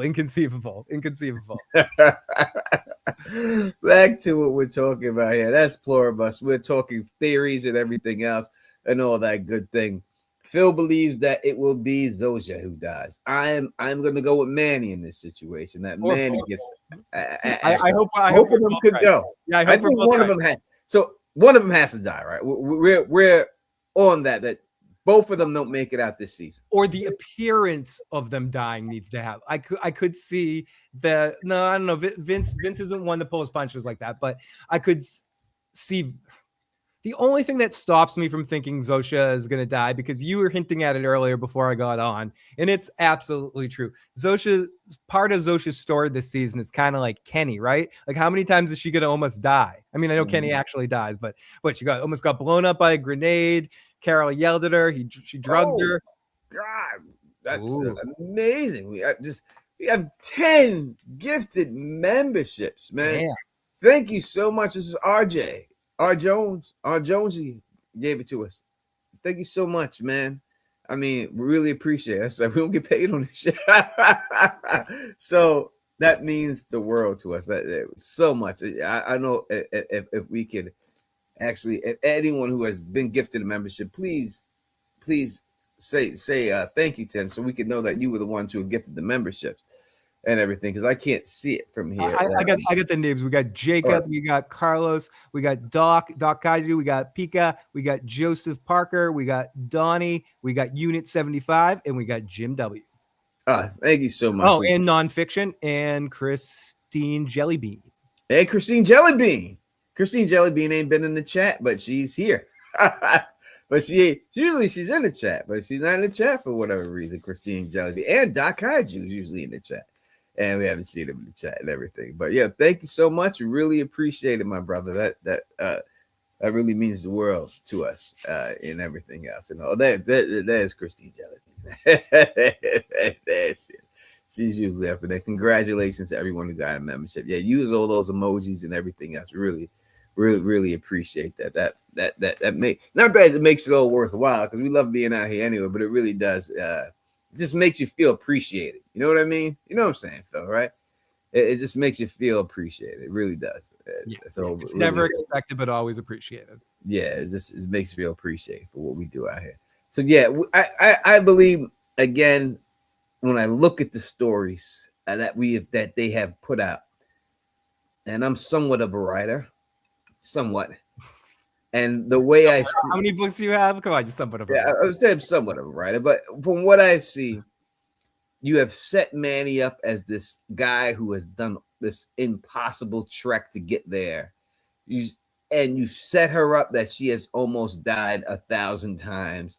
I just think that it's just more that the guy went through all this to get to her to save the world, that he dies at her hands, or something about it dies, or Zoja kills him on the low, where then we can see the evilness of the hive. You know what I mean? The hive has to break from what we've seen. We have to see them at some point become evil like that. So if Zosha pushes him off a cliff when no one's looking and they say he slips, and you could get that. You know what I'm saying? Yeah. Like, we have to get the mask has to come off a little bit here. And that's so I think he has to be the one to go in order for that to happen. It has to be him. It just killing her, I don't think would be enough. And that's why I think it has to be her. And again, I think we need to see Carol reject her in order to become the Tomb Raider Laura Croft and go out there in the world. And the fact that he did it would give her confidence that she could do it. You know, because she's seen how he made it and he was able to pull it off. And she's like, fuck this. I can do it too, and go in his name. You know what I'm saying? I mean, in a way, I could definitely see that happening. But in some ways, he didn't make it without their help. You know, he failed too. Like he died in the fire swamp. But you would have been gone. Yeah, he was definitely gone. He was definitely gone. There's no doubt. I tend to agree with you, Tony, and I think we're on two sides of the same coin on how we think this is going to go. So what I want to do for a second here is put our tinfoil hats on, play the writer's game here, and what are some things that could be completely surprising to us? And what thing could you see in this finale from a good or a bad standpoint that would completely surprise you? Surprise me. Like they all decide to live together. Her and him decide to join the hive. Like I'm trying to think like that would be surprising. If they did that, then the show's over. That would be 100% right. Not that, but I guess what I'm saying is we might take one on the chin here if the writers are a weird step above in a different place. Breaking Bad and Better Call Saul had a history of, in these moments, giving you something that no matter how much you play this game, it's harder to anticipate. I don't know if this show is going to replicate that, because to your point, on our point tonight, they've put themselves to a place where where only two things kind of make sense right now. Yeah. So that makes me think that something completely fucking different is going to happen. That we're not even some, and that's why I want to play the ridiculous game. Like what could be something that we're not. Ridiculous would be that Manny and her find the way to break Zoja out of her spell. Zoja is in love with her, wants to be with her, and then they all three go off together to break it. That would be the most ridiculous thing that I could see happening if they were able to do something ridiculous. Like somehow Manny comes up with a way, they figure out, we block the signals, go down into this, you know what I mean? And that's what this Zosha being preggers. Yeah, that would be ridiculous. I guess Carol deciding to want to join the hive with Zosha, like saying to Zosha, like, okay, I want to join the hive too with you, and the season ending with Carol wanting to join. That would be probably pretty surprising. Yeah, it show ends then, right? So the season starts with her in the operation, and then it doesn't work, and then she's still cut off from the hive, and she has to deal with being rejected. I guess that would, I don't know if that's, they could do it. I don't know if that's good enough for the show. I just look at the arc that we've seen these characters on, right? And for the arc we've seen Carol, she was dead ass about curing this whole situation because she missed her woman. She went to the people to try to get them on her side, and they did not want to be on her side. They wanted to be on the hive side. She went back after that and said, fuck it, I'm going to live my best life. And then eventually broke down and gave in to Zosha. So the only arc I could see is her going back and getting motivated to do what she knows is right to do. Mm-hmm. So I can only see that arc for her. I don't see it, her joining the hive. It does like it stays on the same plane, I would say. There would be no arc. It's not going up in any way. It's just staying right there. So I think it would have to be a situation like that if they were going to do something like that. What it was, that's the way it would be. I do want to know what kind of milk Amy's making. That's probably I was sicko making. What kind of milk? What's their main ingredient in that milk? I do think in this, I heard it's a sequel to an old Twilight Zone, an alien invasion. That made me think. If we see an alien, I'd be hugely surprised. I don't think we're gonna see an alien. Yeah, as I say, he said he's not sure yet.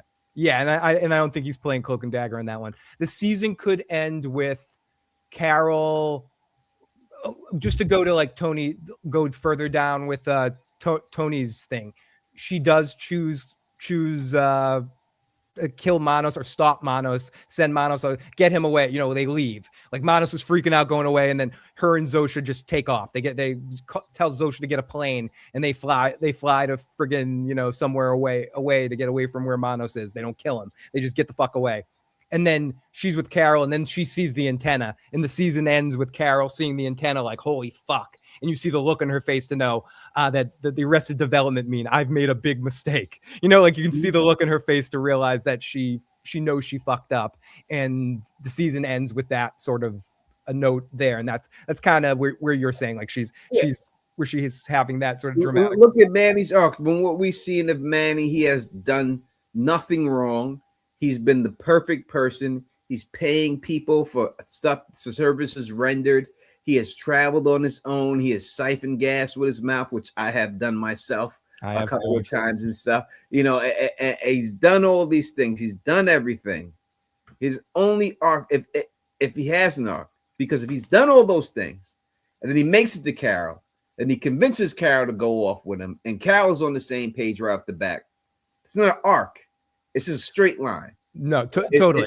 It's a straight line. The only arc that could be is that he's made it there. He's done everything right. And when he gets there, he dies. Now, whether Carol kills him or Zosha kills him, he's done everything right. He's the right guy. He's what you want it to be. The only arc for him left is to go, that he has to die. That it doesn't go any other way. You can't put his arc any way where it works for television or any type of TV show. He's everything. He's done everything right. He's survived every tribulation. He's done all these things just to get the Carol to say, okay, let's go, buddy. And then they go off together. It's not a good show. No. It doesn't work like that. The only arc I can see him is if he dies. Now, how he dies is the whole situation. Whether Carol kills him for Gosia, whatever her name is, for Zosha, or she kills her for that, or she kills him on the low and exposes that the hive is actually evil there, and Carol doesn't know about it. And then you go into next season, and Carol does figure out that she was the one who killed him, or something like that. That is the only way I can see it going for his character. It doesn't make any other sense for me to see him doing anything else. I'm only saying this because I've seen The Sopranos too many times. You know who had an arc? Noah had an arc, and his boat fucking sank. No, but I do think that you're right about, like, I can't refute anything you said. I do think that similar effect would happen, just to go to the unexpected situation. Do you think there's a situation that nobody dies? that it just ends with Manos being left alone, like getting to her this whole big mission, and then Carol's like, peace the fuck out, I don't want any of this shit, and takes off with Zosha to go do hives, like to join the, again, I keep saying this, but not to join the hive, but just essentially that. And then she has an aha moment, and then the next season is like he's on his own doing his own thing, and we just continue with his arc, because I could see him just continuing his mission and just being like, because again, if you kill him and you have Carol in that situation, I guess what you see then, to your point, is the next season 2 is the transformation of Carol into what we see now, into basically what Manos was this season. We can go through it real quick. Let me put the, I wish I could pull this up on the stream real quick. Let me see if I can do this real quick. I think either way, I'll add a second addendum to what I'm saying about someone dying. Either way, whether it's Zosha or this other dude, or whether nobody dies or both of them dies, Carol ends up broken from Zosha's spell by the end of this next episode. If that happens, then he has to die for that to happen. Convince her, or they have to do in a convincing way, in a believable way, Tony, that Carol's been planning this in some way, that she's manipulating the hive, that she's getting trapped in it a little bit, but she's playing a game and collecting information, and this is all still part of her plan to destroy all these things. All right, let's go through the hero's journey arc of writing, right? And though this is predictable, the hero's journey, but every show, every show writer, everyone writing a story, they use this hero's journey. This is what it basically comes down to, right? So number one is the ordinary journey, where the hero leaves the ordinary world. We've seen that already with Carol, right? So we've passed that part. Next is the call to adventure, right? We've seen her get the call to adventure. Then it is initially refuses. Now, she didn't initially refuse. She accepted it, but now she's basically refusing, right? Because she's going back. And then right after that part of refuses is meets a mentor, right? So I think in the hero journey, that's where we're at. Stage 1, 2, 3, 4. She meets the mentor. And then the crosses the thresholds, right? As the next stage, faces test, allies, enemies, right? Can we pause for 1 second at the meet the mentor? Yeah. The divide we're having is not a divide, because I think it could go either direction.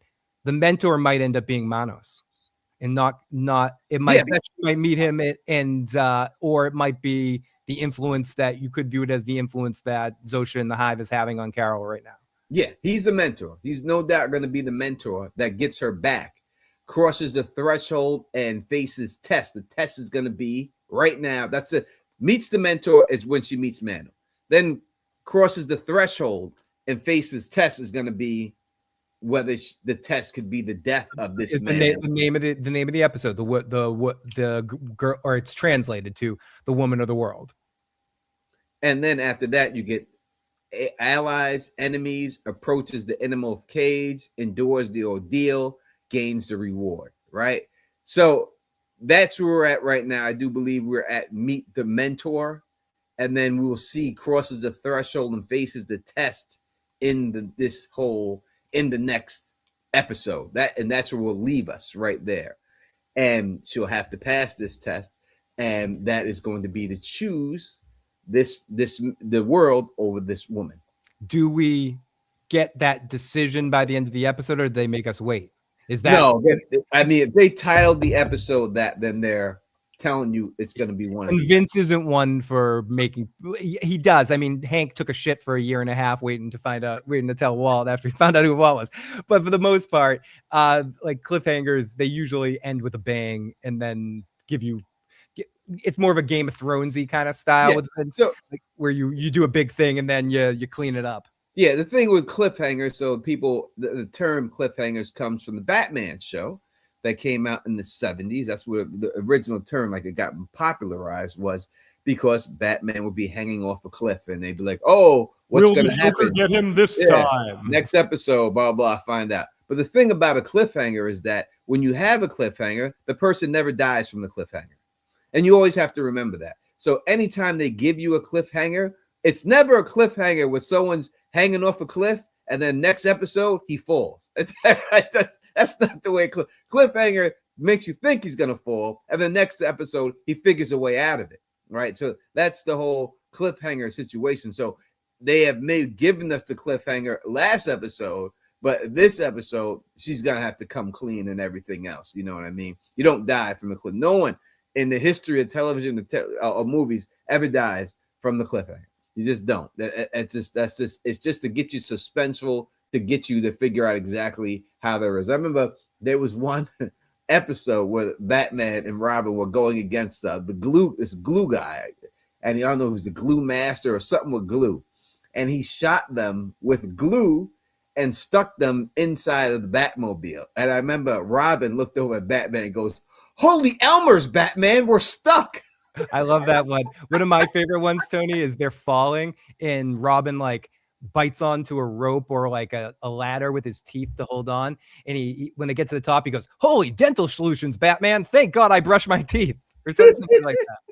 That's one of my favorites. Yeah, listen, people know Elmer's is the glue. I don't even know if they make Elmer's glue anymore. It was glue, yeah, they do. Oh, I was growing up and had a little orange top and everything else. The Elmer's. Yeah, they still do. Elmer's got that market covered. I mean, I remember I was in kindergarten, and there was a little white girl named Kelly that I wanted to impress. I remember this specifically. I wanted to impress Kelly really bad, and in kindergarten, I remember her. She couldn't get her glue open, her Elmer's glue. She couldn't get it open, and stupid me, I go over there and I say, "I'll open it for you, Kelly." And instead of trying to twist it, I just squeezed the bottle to prove that I was strong, I guess. And I squeezed this motherfucker so hard that the top flew off. It turned into a Diddy party. Oh, yes, I definitely was Diddy-fied. Turned into a Diddy party right there. All over my face and my afro. I had glue all over me, and the whole class and even the teacher laughed at me. And I just remember running out of there, just crying my eyes out when I was little. I remember that still to this day. To this day, I remember that situation when that happened and stuff. Still to this day, that happened to me in kindergarten. All over.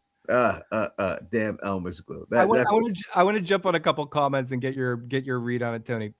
Christine Jellybean in the live chat says Carol is definitely grifting Zosha and the Hive. And Golden Age adds Carol is gonna go Sarah Connor eventually. She wants revenge for the Hive killing her girl. So I ask you again, is there a way that they could do in a way that was satisfying to you that Carol is playing the grifting game? I would say no. I just don't see, when we look at the hero's journey, and I just looked at it right now. I never used that before, but I don't see how her journey would be. I was playing them the whole time. I don't see them coming out with that. Like, it just doesn't make sense to me. From what they started her with to where they ended her with, she needs the mentor to break her free. How do you think the conversation is going to go? We've seen in the picture her and him standing under an umbrella having a conversation with Google Translate. How do you think that conversation goes? Listen, she's already told him "fuck you" once, right? We've heard her get to that point with him already, right? Yeah. Like "fuck you." And do you think it continues from there, or they have, or they? No, I think, but I'm saying she's already been willing to say that to him. I can see her being willing to say it to him again. Yeah, she said it to everybody. Like she has no chill. She doesn't give a fuck when it comes to that stuff. She's gonna come at him hard if she's disagreeing with him. But I tend to think she's probably gonna kiss his ass at first and be like, what? I don't know exactly. It's kind of interesting. Like, what is her reaction gonna be?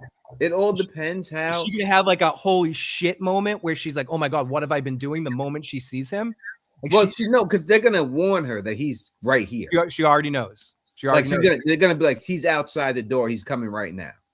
Do you want to see him?" Like, they're gonna say, like, he's not gonna knock on the door. He's just gonna be there. They're gonna tell her.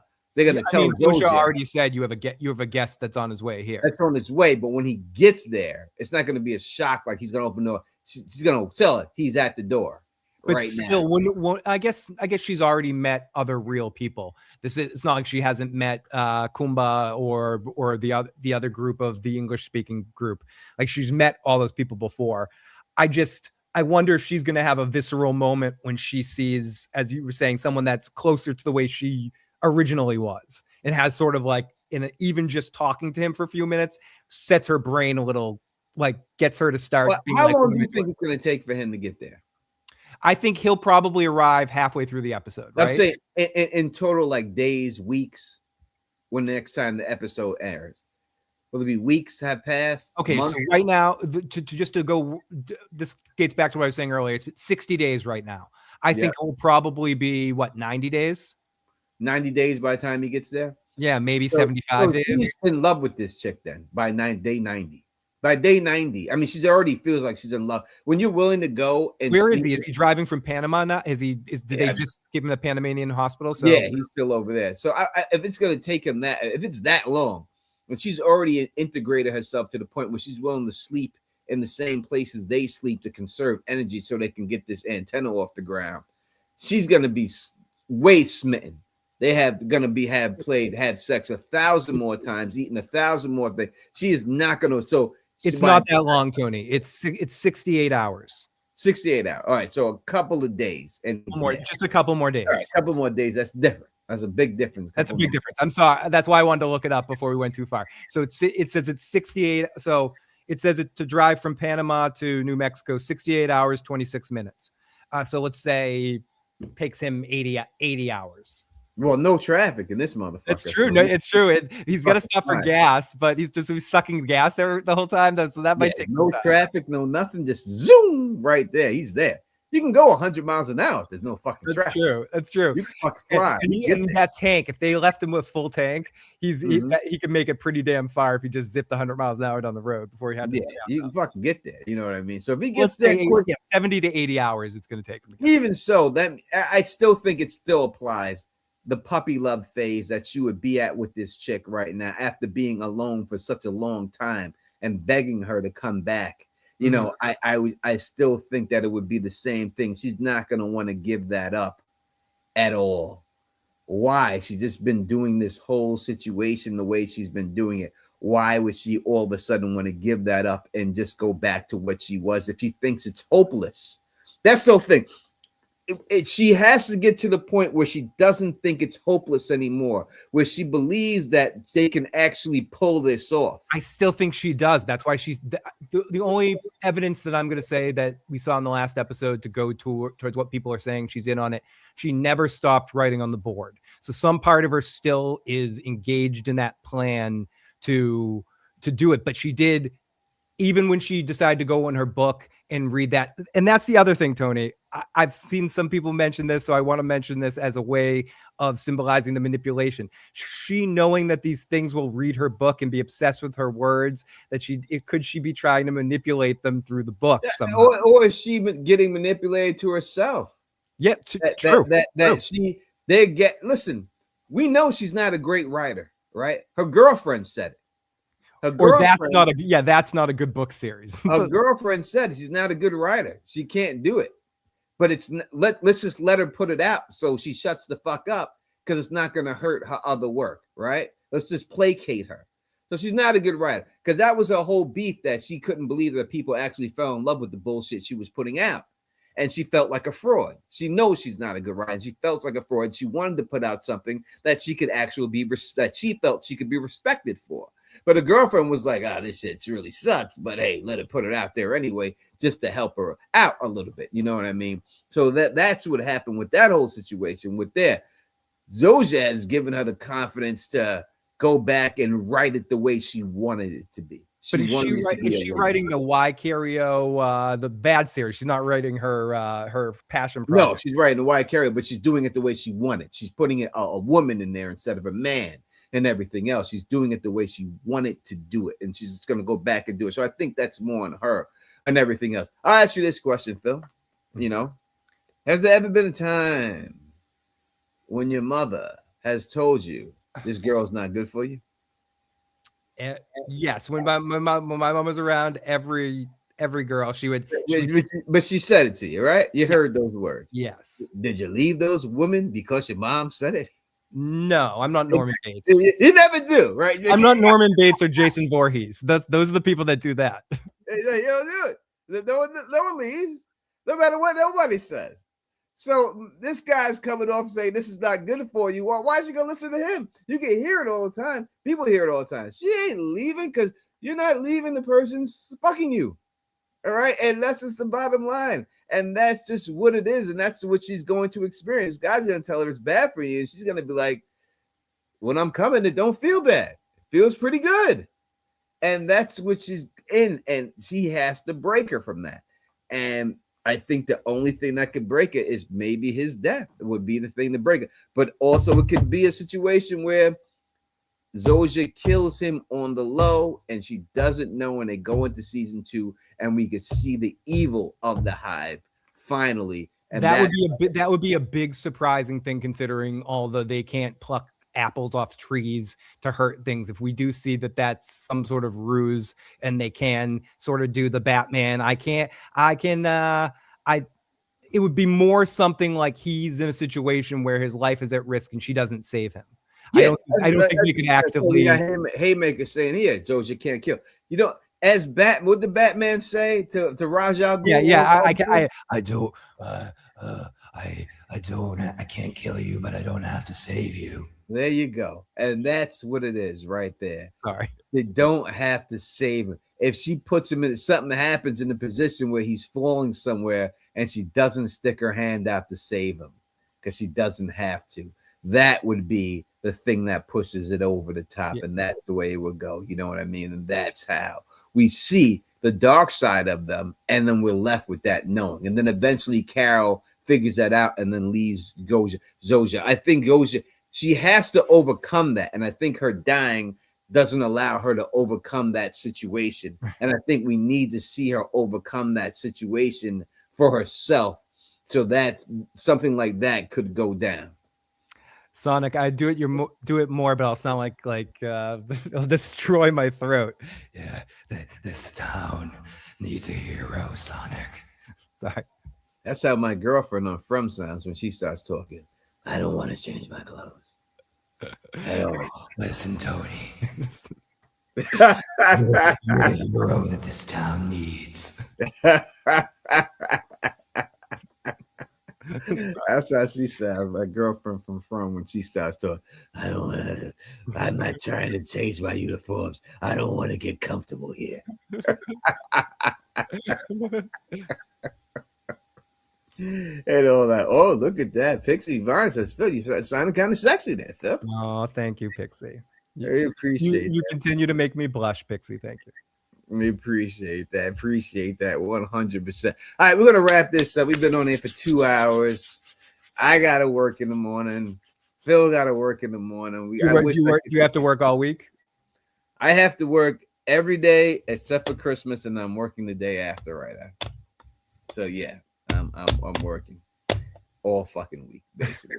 I'm working all week. Always. I got 1 day off, and then that's it, and then I'm right back at it. So it is what it is. Yeah, everybody else in my job, they're not working that Friday. They're not working on the eve. They got all of it off. But a lot of them are ladies. I think I only work for one other man who just got hired there, and a lot of them are young and they have young kids and everything else. So they deserve to be home with their family. I don't mind working. I don't have family issue things like that anymore. Their kids are young. They deserve to be there with them and do all that. I've done it myself. So it's time to pass the buck, and I will take one for the team and get the job done while they're spending time with their family. I have no problem with that. That is good man. And yeah, you asked that question. I think you asked the question for this point, Haymaker. And speaking of Pixie in the live chat, but here we go. We have a special message from Joe Dirty Locks. God damn it! Well, I've been watching this shit for 5 fucking episodes, and there ain't nothing going on in this shit. When is something gonna fucking happen already? Yeah. Thank you. Going into the file, we hope something happens. It sounds a little feminine for Joe. You gotta put more bass in your fucking voice if you want to be Joe. Yeah, that's pretty good though. You need more bass and a little more slur. The material was right though. Yeah, what he's saying is right. You need a little more bass and a little more slur in it. And you need you gotta have that because Joe's got the after he says something, you gotta laugh. He's got that laugh in there outside. And so you gotta throw that in there once in a while and all that good stuff. All right, people, thank y'all so much. This has been the most people we've had watching this live stream. We'll be back next week, probably a little bit earlier. We'll see, because the Tuesday night is when the season finale comes up, so we may not have to work until Sunday to get that popping off and everything else. We'll be back as soon as I can with this and everything. Make sure you check out Phil the Issues Guy. I'll be live on Tuesday.